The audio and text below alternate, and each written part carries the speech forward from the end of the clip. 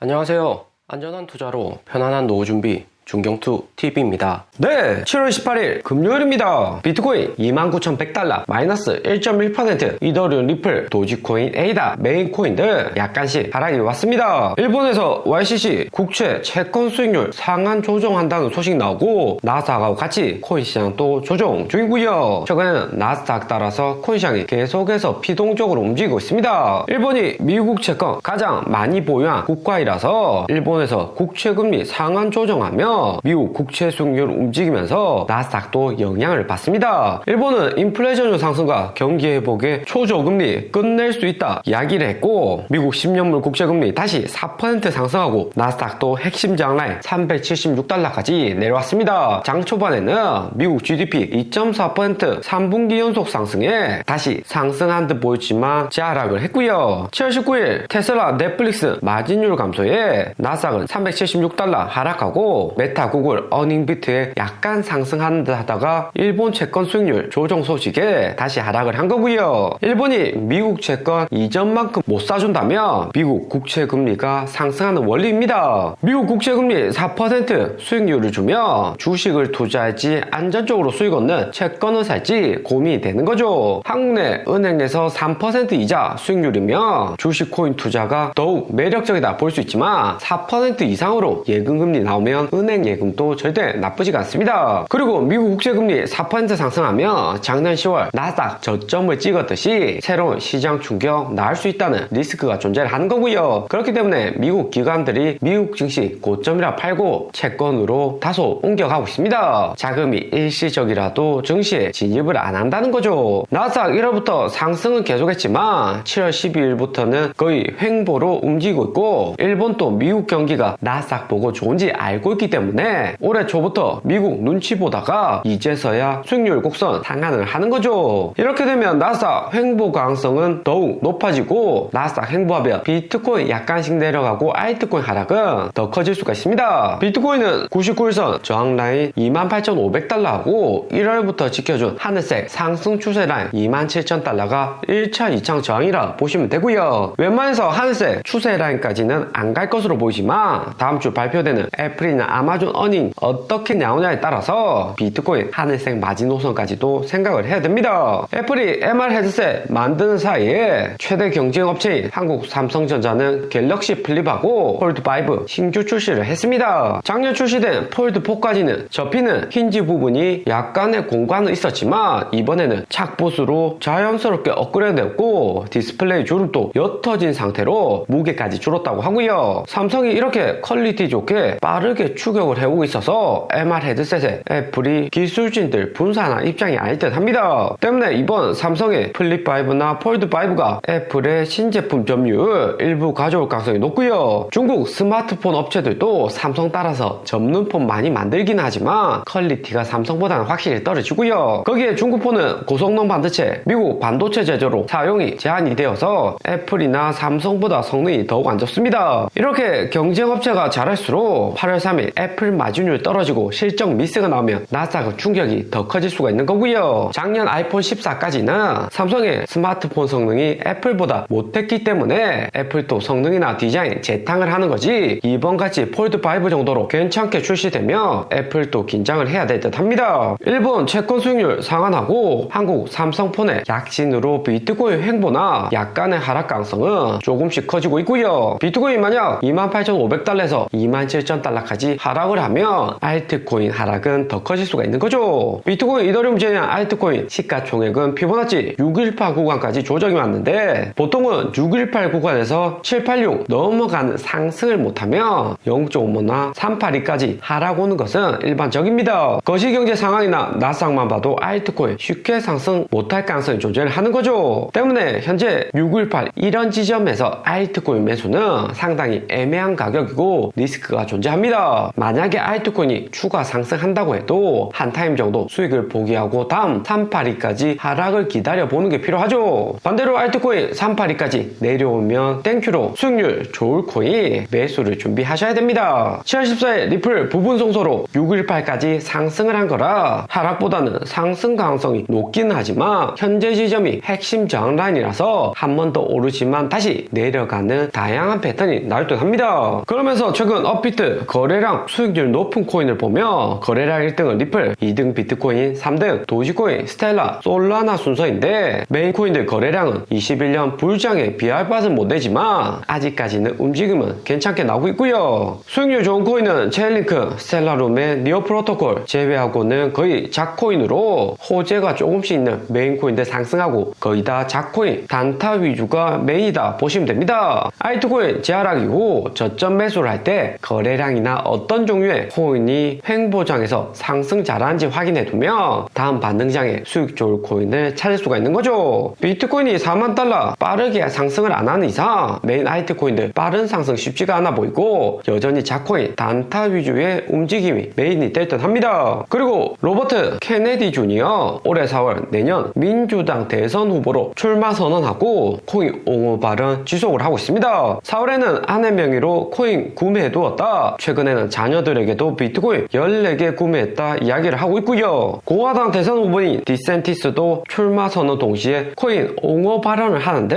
미국 대선 후보들 코인 거래소, 코인 회사에게 후원받고 중산층 표심위에서 긍정적으로 발언을 하고 있습니다. 케네디 주니어가 민주당 경선에 승리할 가능성은 매우 낮지만 이런 코인 지지 발언 지속을 하며 경쟁 상대인 바이든 대통령 역시 참고할 가능성이 높죠. 2014년 오바마 정부 때 대법관 임명한 토레스 판사가 리플 SEC 소송에서 리플 부분 승소로 리플 손을 들어준 것도 미국 정치적인 요인이 강하다 볼 수 있습니다. 케네디 주니어는 정치 경력은 거의 없고 아버지가 법무부 장관 역임하고 큰아버지가 존 F 케네디 전 대통령이죠. 케네디가는 미국 정치 명문이라고 할 수 있는데 미국인들은 이런 가문이나 핏줄, 명분, 하버드 대학 이런 걸 좋아하기 때문에 케네디 주니어 민주당 경선에 참여를 한다 생각이 되고요. 대통령이 못 된다고 해도 경선 참가만 해도 인지도는 그 전보다 상승을 많이 하고 최소 국회의원이나 주지사는 쉽게 할 수가 있죠. 케네디 주니어가 나이 69세로 코인에 대한 이해도는 높진 않아 보이지만 보좌관들 코인 민심 생각해서 비트코인 매수를 해라는 건데 이후 리플 매수했다 소식이 나오면 개인 비중 높은 리플의 표심도 가져갈 듯 합니다. 그리고 7월 3주차 비트코인 3만 달러에서 29,000달러 하락할 때 기관들 크립토 매매 현황이 발표가 되었고요. 기관들 비트코인 약간 매도하고 이더리움은 추가 매수, 비트코인 숏포지션은 5주 연속 하락, 리플은 2.6밀리언으로 솔라나보다 리플 비중이 더욱 높아지고 있습니다. 리플이 최초로 솔라나 제치고 기관들 비중을 더 많이 가져왔고요. 리플 이대로만 가면 라이트코인, 바이낸스 코인보다도 더 높은 기관 비중을 가져올 듯 합니다. 리플 이미 코인베이스에서 재상장되어서 기관 투자도 향후 가능할 수 있기 때문에 리플의 비중 확대가 기대가 되고요. 7월 2주차 31,800달러 고점 찍고 3만 달러 조정할 때와 이번 7월 3주차 비교를 해보면 기관들의 최근 움직임을 확실히 볼 수가 있고요. 기관들 2주차에는 비트코인 총 보유량 25,200밀리언이었는데 이번에는 25,000밀리언으로 약간 비중이 감소를 했습니다. 이더리움 역시 100빌리언 정도 감소를 했고 솔라나는 92빌리언에서 86빌리언으로 감소, 에이다, 폴리곤도 비중이 감소한 것을 확인해 볼 수가 있고요. 대신에 우리 리플을 보면 84밀리언에서 86밀리언으로 비트코인, 이더리움, 솔라나, 에이다 비중 축소할 때 리플만 비중 늘렸다는 것을 알 수가 있고요. 오늘의 영상은 여기까지입니다. 좀 더 디테일한 투자 정보가 필요하신 분들은 커뮤니티로도 자료가 공유되니까 멤버십 가입과 구독 부탁드립니다. 감사합니다.